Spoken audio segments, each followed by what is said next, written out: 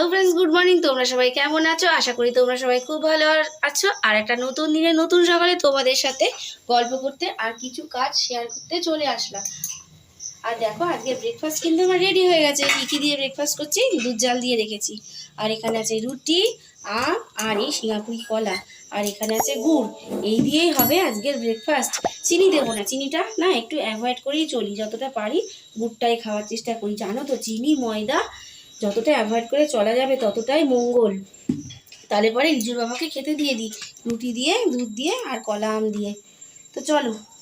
ঠিক আছে, যে সকল বন্ধুরা আমাদের ভিডিওটা দেখছো তাদের জন্য থাকলো আমাদের পরিবার থেকে অনেক অনেক ভালোবাসা। এইভাবেই তোমরা আমাদের পথ চলার সাথী হয়ে থেকো। রিজুকে আমি এটা দিয়ে আসি, আম কলা দিয়ে গুড় দিয়ে রুটি মাখিয়ে দিলাম। এটা এখন রিজু খাবে। এখন 8:30 বাজতে যাচ্ছে। ঠিক আছে, ভালোই খাবারটা, তাই না? ব্রেকফাস্টে এই খাবারটা আজকে ভালোই। আজকে আমাকে তরকারি করতে হয়নি। ভালো আছি। আর সকাল সকাল কি নিয়ে এসছো? বাবা কি পাঠিয়ে দিল ওগুলো? হলো সজনের পাতা বা মোরিঙ্গা পাতা বলে দাও, এটা মোরিঙ্গা পাতা। বা সজনের পাতা এটাকে শাক করেও খাওয়া যায়, ডালের মধ্যে দিয়েও খুব সুন্দর লাগে খেতে। এটা আমাদের বাড়ির না, আজকে আমাদের বাড়ি থেকে আনা হয়নি, কারণ আমাদের বাড়ির গাছের পাতার সংখ্যা খুবই কম। গাছের পাতা তুললে এবারে মরেই যাবে, সেই জন্য পাশের বাড়ি থেকে নিয়ে আসা হলো। আমি বললাম আজকে এই পাতাগুলো নিয়ে আসো, এই পাতা দিয়ে ডাল খেতে আমার খুব ভালো লাগে।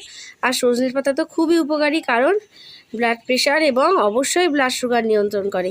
তাহলে আজকে এই শাকটা রান্না হবে। কি দিয়ে রান্না হবে? কি ডাল দিয়ে বলে দাও ফ্রেন্ডসদের? মুসুরির ডাল দিয়ে রান্না হবে। তাহলে রেডি করে ফেলি। আজকে বলো তো, সজনে পাতা দিয়ে তো মুসুরির ডাল করবো, আর ডিম এনে দিয়েছে। এই ডিমটা অমলেট করে ঝোল করবো। আজকে গোটা গোটা ডিম খাবো না, আজকে অমলেট করেই ঝোল খাওয়া হবে। কটা ডিম নিয়েছি জানো? 1 2 3 4 5 6 7 10টা ডিম নিয়েছি। 10টা ডিমে 12টা পিস করতে হবে। 12টা পিস তো হয়েই যাবে, 10টা ডিমে 13-14টা পিস হয়, 12টা পিস বড় বড়ই হবে। তো এটা হবে ডিমের অমলেট করে ঝোল 2 বেলার জন্য। আর এখানে গাছের কামরাঙা দিয়ে এই যে 2টো কাঁচা আম আছে, এই আম দিয়ে, আর হচ্ছে মা করেছিল আম শক্ত, মানে আমার বাপের বাড়ি থেকে মা পাঠিয়েছে, আম শক্ত করে পাঠিয়েছে। সেই আম শক্ত আর এই কাঁচা আম আর এই বাড়ির কামরাঙা, টক কামরাঙা। এটা কিন্তু আগে কেটে ধুয়ে ভাপিয়ে নিয়ে জল ফেলে দেবো। মারাত্মক টক, তবু পাকা আছে বলে টকটা কম হবে, কিন্তু কাঁচা হলে আরো মারাত্মক টক। ওরে বাবা, এই যদি কাঁচা খায় না একবার জ্বর চলে আসবে, এত টক এত টক। কিন্তু খেতে ভালো লাগে আচার বা চাটনি করে। তাহলে এই হবে আজকে রান্না বান্না। আরেকটুখানি ভাবছি পটল ভাজবো বা আলু সিদ্ধ দেবো, দেখি কি করা যায়। তাহলে পরে এগুলো করে নি। কারেন্ট চলে গেছিলো জানো, ভালো কথা, কারেন্ট চলে গেছিলো। আমি তো বড় চিন্তায় পড়ে গেছি যে কারেন্ট চলে গেছে, মানে মশলাটা কি করে বাটবো। খুব ভয় লাগে আমার, হাতে জোর পায় না মশলা বাটার, কোমরে চরম ব্যথা। যেই কারেন্টটা এসছে, লাফিয়ে ঝাঁপিয়ে এসে মশলা কেটে কেটে রেডি করে মিক্সিতে বাটাও হয়ে গেল আমার অলরেডি। তাহলে এইসব কাজ আগে আগে করে নিতে হবে, কারণ এসব হচ্ছে পরদিন কাজ, পরের উপর নির্ভরশীল করে থাকতে হয়। কখন যাবে না যাবে তাও জানি না, সেই জন্য এই পরে অন্য অন্য কাজ হবে, যেগুলো আমার হাতের মধ্যে আছে সেগুলো আমি পরে করব। আর এই কাজগুলো আগে করে নিলাম। তাহলে রেডি করে নিই, রান্নাবান্না এবার স্টার্ট করে দিই। এখানে আমি ভাতও বসিয়ে দিয়েছি। চলো, যদি কোনো অংশে ভালো লেগে থাকে তাহলে সকল ফ্রেন্ডসদের বলছি লাইক সাবস্ক্রাইব কমেন্ট করবে, আর অবশ্যই শেয়ার করবে। আর এইভাবেই আমাদের পাশে থাকবে। ফাঁকা দেখো, একটা দানাও কিন্তু নেই, কমপ্লিট ফাঁকা, কিন্তু আমি আনিয়ে রেখেছিলাম আগের থেকে। তাহলে এখন মেপে নেব ডাল। এই দেখো, 1 কাপ 1.5 কাপ নিলেই হয়ে যাবে। খুব একটা ঘন ডালও খেতে চায় না, আবার পাতলা ডালও না, মিডিয়াম। আর এই ডালটা তাহলে বাকি ডালটা কোটোর মধ্যে ঢেলে রাখলাম।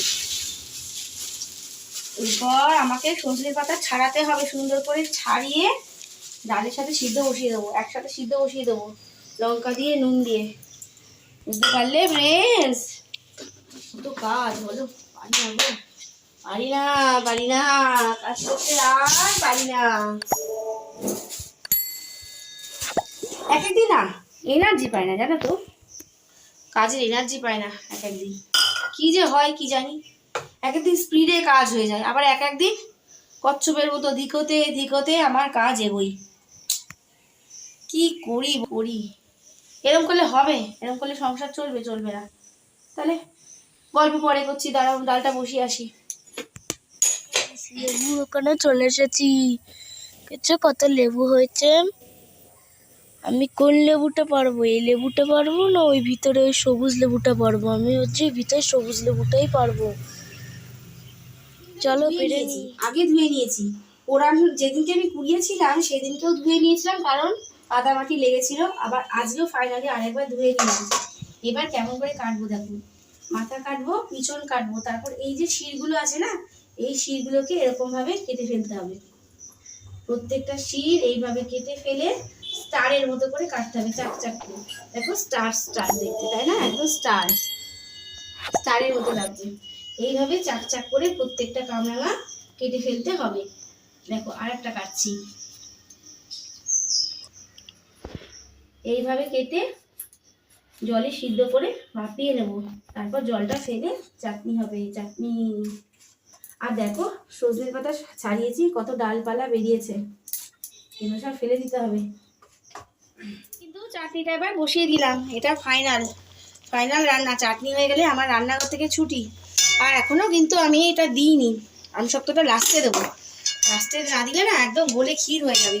আর তোমাদের একটা পার্থক্য দেখায়, দেখো কামরাঙা রেখে দিয়েছি। কামরাঙার বীজ দেখেছো কোনোদিনও? এই দেখো কামরাঙার বীজ দেখো কেমন হয়, দেখেছো কামরাঙার বীজ? আপেলের বীজের মতো অনেকটা, কিন্তু আপেলের বীজ একটু ছোট হয় সাইজে, বাট কিন্তু প্রায় একই রকম দেখতে। এবার পার্থক্যটা বলি, কিসের পার্থক্য দাঁড়াও, এর মধ্যে বীজ আছে কি? এই দেখো এর মধ্যেও আছে বীজ, এই দেখো কামরাঙার বীজ, এই দেখো, দেখেছো? যে কথাটা বলার জন্য বীজগুলো দেখাচ্ছি, এর মধ্যে আরো বীজ আছে, আরো দুটো বীজ পেলাম। এবার বলি কেন দেখালাম বলো তো, কামরাঙার বীজগুলো কেন দেখালাম বলো তো? আপেল তো তোমরা মোটামুটি অনেকেই খেয়েছো, বলতে হবে না সে কথা, কম বেশি আপেল আমরা অনেকেই খেয়েছি। কিন্তু আপেলের মধ্যে যে বীজ থাকে তোমরা তো নিশ্চয়ই জানো, আপেল যতটাই উপকারী, যতটাই গুণ, আপেলের বীজ কিন্তু ততটাই ডেঞ্জারাস। খেলে পরে একেবারে স্বর্গের রাস্তা দেখতে হবে। সেই জন্য আপেল খাওয়ার সময় অবশ্যই আপেলের বীজটাকে কিন্তু খেয়াল করে খেতে হবে, বীজ খাওয়া যাবে না।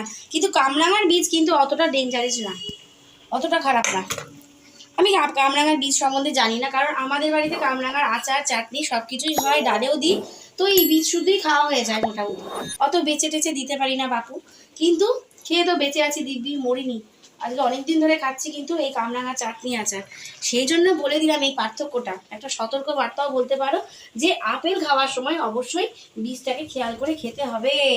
এটা তোমরা অনেকেই জানো, কিন্তু যে সকল বন্ধু বা ফ্রেন্ড বা সাধারণ দর্শকরা জানো না, তাদের উদ্দেশ্য করে আমি বলে দিলাম। এইবারে আমি দিয়ে দেবো আমসত্ত্বটা। পুরো আমসত্ত্ব দেবো না বাবা, আমসত্ত্ব বলে কথা, তারপর আমার মায়ের হাতে। তাহলে এটা পুরো দেওয়া যাবে না, দেখে রেখে রেখে খেতে হবে। চাটনিটা আমার হয়ে এসছে, এই দেখো কামরাঙা চাটনি বা আম দিয়ে কামরাঙা দিয়ে আমসত্ত্ব দিয়েছি, চাটনিটা করেছিলাম, চাটনিটা হয়ে গেছে। এখানে করেছি হালকা পাতলা ডিমের ঝোল, পটল দিয়ে ডিমের ঝোল, পটল আলু দিয়ে, যা থাকে ঘরে তাই দিয়েই করে ফেলি। আর হচ্ছে এখানে সজনে পাতা দিয়ে ডাল, হালকা পাতলা ডাল। স্যালাড কেটে রেখেছি দেখেছো, শসা, পেঁয়াজ, এটা হচ্ছে ছোলা, টমেটো, আর এখানে লঙ্কা, সব একসাথে কুচিয়ে রেখেছি। এটা হচ্ছে স্যালাড। আর একটুখানি না কালকে মটর ডাল ছিল, ওটাকে শুকিয়ে রাখলাম, ডাল পোড়া আমার দারুণ লাগে। আর কাউকে দেবো না, অম্বলের ভয় আছে, হলে আমার হোক, কাউকে দেবো না, আমিই খাবো। আর এটা পেঁয়াজ দিয়ে লঙ্কা দিয়ে মেখে রেখেছি, আলু সিদ্ধ হবে আর গন্ধরাজ লেবু, তার সাথে খোসাও খোসাও কাটা আছে। আমি পেরেছি। বিজু যে লেবুটা পেরে আনলো, এই দেখো খোসা আর গন্ধরাজ লেবু। বুঝতে পারলে ফ্রেন্ডস? এবারে ঘরদোর পরিষ্কার করতে হবে, অনেক কাজ, 11টা বাজতে যায়। তাহলে রান্নাঘর থেকে এত সহজে মুক্তি হবে হবে না, এগুলো গোছাবো, বাসন মাজবো, রান্নাঘর মুছবো, তারপর টুকিটাকি কাজ সারাদিন চলতেই থাকবে। কাজ করতে থাকলে কাজ করতেই থাকতে হবে, চলতেই থাকবে, কিন্তু বিরাম নেই। তাহলে আমি এগুলো রেডি করে নিই, গোছগাছ করে নিই, তারপরে আসছি আবার কথা বলতে। সতর্কবার্তাটা কিন্তু দিয়ে দিলাম, তোমরা অনেকেই জানো, আর যারা জানো না অবশ্যই কিন্তু আপেল খাওয়ার সময় বীজটা কিন্তু দেখে খেতে হবে। আপেল যত খুশি খাও, বীজ কিন্তু একটাও খাওয়া যাবে না। কিয়া কিয়া কিয়া কিয়া কিয়া কিয়া কিয়া কিয়া কিয়া কিয়া Kia. Kia. Kia. Kia. Riju কি করছে দেখছো? বিকেলবেলা খিয়া খিয়া বলছে, Kia. তার মানে ক্যারাটে প্র্যাকটিস করছে। তোমাদের তো বলাই হয়নি, ও ক্যারাটে শিখছে। আজকে 3 বছর হয়ে গেল কিন্তু ও ক্যারাটে প্র্যাকটিস করছে বা শিখছে। আর এখন ও যাবে, ও ক্যারাটে শিখতে যাবে, সেই জন্য একটুখানি প্র্যাকটিস করে নিচ্ছে। আর সামনেই ওর পরীক্ষা, সামনেই ওর পরীক্ষা বলে একটু প্র্যাকটিস করছে ছাদের মধ্যে। তোমাদের তো বলাই হয়নি, তাই তোমরা এগুলো জানতেই না যে Kia. ও কি প্র্যাকটিস করে বা কি শেখে। সেই জন্য তোমাদেরকে একটু শেয়ার করলাম যে ও ক্যারাটে প্র্যাকটিস করছে। আমার ওকে দেখে না ভয় লাগে। হাঁপিয়ে গেছি আমি, এখন ক্লাসে যাবো। ক্লাসে যাওয়ার আগে একটুখানি প্র্যাকটিস করে নিলাম। আর আমার সামনেই পরীক্ষা, একদম সামনে, আর বেশি দিন বাকি নেই।